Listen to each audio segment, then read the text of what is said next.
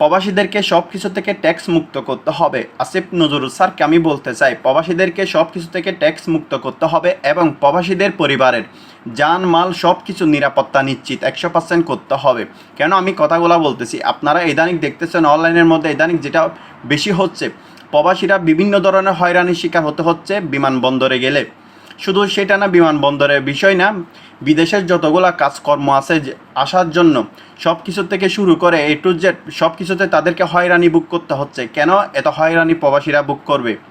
প্রবাসীরা এখানে বিদেশের মধ্যে আছে নিজের টাকা দিয়ে, নিজের পরিবারের টাকা দিয়ে, বাবার টাকা দিয়ে, কেউ জায়গা বিক্রয় করে, কেউ ঋণ নিয়ে, এখানে কারো চোরা টাকা দিয়ে, কারো বাবার টাকা দিয়ে এখানে দালালি করে প্রবাসের মধ্যে কেউ আসে নাই। সবাই কষ্টের টাকা দিয়ে প্রবাসের জমিনের মধ্যে আসছে। তার বিনিময়ে তাদেরকে আপনারা কি দিচ্ছেন? কি সুযোগ সুবিধা দিচ্ছেন প্রবাসীদেরকে? কোনো সুযোগ সুবিধা দিচ্ছেন না, বরঞ্চ তার বিনিময়ে তাদেরকে বিভিন্ন ধরনের হেনস্থ হয়রানি করতেছেন।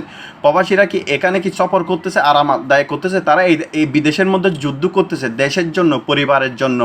আর শেষমেশ 2 বছর বাদে 5 বছর পর যখন তারা বাড়িতে যায়, দেখা যায় বিমানবন্দরের মধ্যে বিভিন্ন ধরনের হয়রানি হতে হয়, হয়রানির শিকার হতে হচ্ছে। কেন হবে এটা?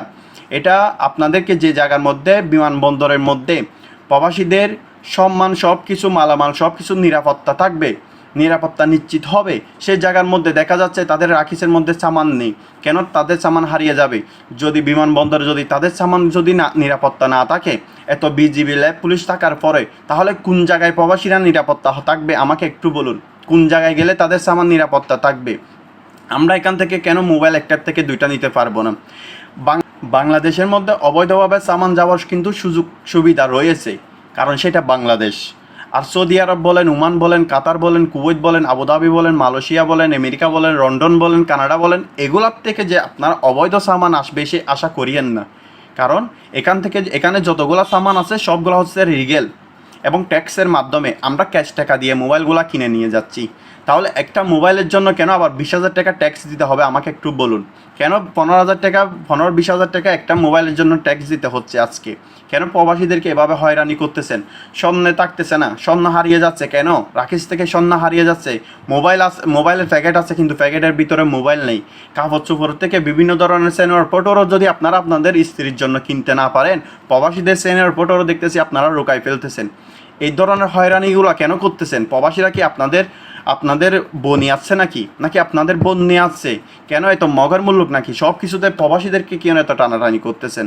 তাই আমি বলতেছি, প্রবাসীদের সব কিছু নিরাপত্তা নিশ্চিত করুন। প্রবাসীদেরকে নিয়ে এই ধরনের খেলা আর খেলিয়েন না।